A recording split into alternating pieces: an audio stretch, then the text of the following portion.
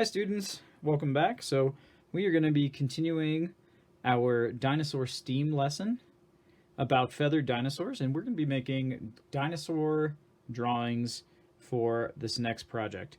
Now, we are obviously going to be adding feathers to them. So for this lesson, we are going to focus on taking what we know from the most recent science and adding it to our dinosaurs. And it's going to change how they look quite a bit. We all think of the velociraptor, which I have drawn here, as the one we see out of Jurassic Park, for example. And now that scientists are learning new things, especially about the feathers, these creatures are changing the way that artists really like to depict them now. And so a few of those things that make them look more like birds, I'm going to point out to you, and you can also do this in your drawings. And a few of those things are, one thing is the nostril. The nostril, often depicted by artists, is often way up here. And until recently, as a lot of people thought, it was up there. Now scientists really do believe that just like birds, the nostril is further down here. Likewise, the eye of our velociraptor. In the movies, famously, they have the vertical eye, kind of like a cat. And that's just not often how birds have their eyes. And so what I've done is I've switched this eye to look more like that of the cassowary, the bird that we saw in the last lesson. Now, the cassowary had a couple of really interesting similarities between the velociraptor and itself. And you guys did the comparison and the contrast on that in that lesson. And you looked at the feet. Very, very interesting comparison. Now, what we are going to look at, obviously, is adding feathers to this thing. And scientists definitely think that these feathers were still a little bit different than the bird feathers that we have today.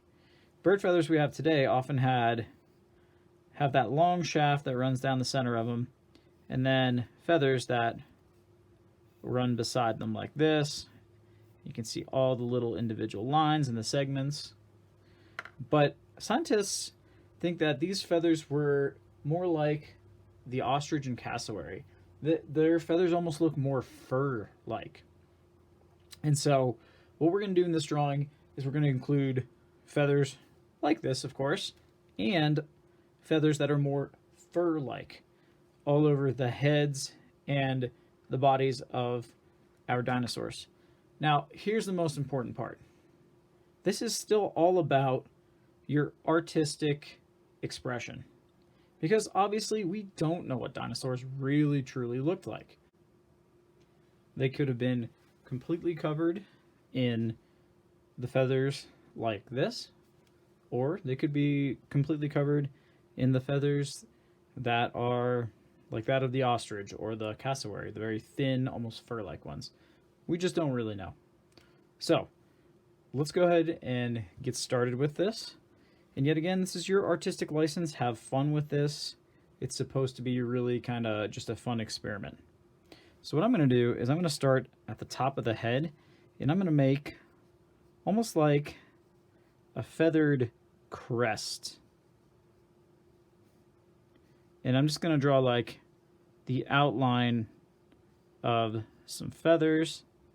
Okay, that'll come down and meet.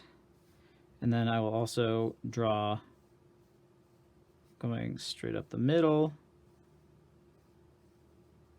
that similar type of feather with that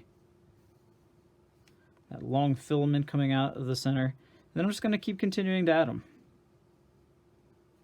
And some will overlap like so. And we're going to make almost like a feathered crest on this velociraptor. And yet again, these don't have to be perfect. Do your best.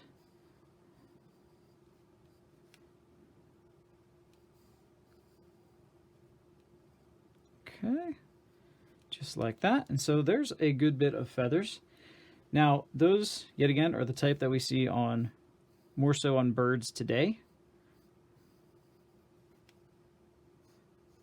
And now on the bottom, we're going to do some of the more of the furry style feathers. So what I would do is I'm going to continue that down about to right where it begins here, and then I'm going to switch to the more furry feathers down here. And I'm actually going to start right here. And these are just going to be a little bit less sharp and pointy down here. More of a long shape. And they're going to flow first down the neck is what I'm going to do for them. I'm going to put them flowing down the neck. Okay. Down the body like this. And you just want to keep doing overlapping rows of them.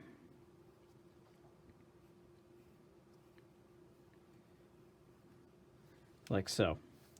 All the way down. So that's where some of the detail work comes in here. As we kind of continue to make row after row of these to add some interesting texture. You could put some on the face all the way down if you want to. I think I'm personally going to stop right about here myself. I don't want to add anything else. But that's the whole idea. So I don't want to make this video too long, but you've seen the start of adding some of the feathers in. Obviously, once you get, if you add it like this, you want to get rid of that line for the back of the head, because the feathers will be obviously covering up that part. And so we'll no longer see that, so we can get rid of that line as we come down. All right, guys, like I said, I'm going to end it there. I'm going to finish mine. I'll post some pictures of it so you can get some ideas and then get to work. If you want to color these in, help yourself. I would love to see some awesome feathered dinosaurs that look great. All right, well, have fun, and I look forward to seeing these.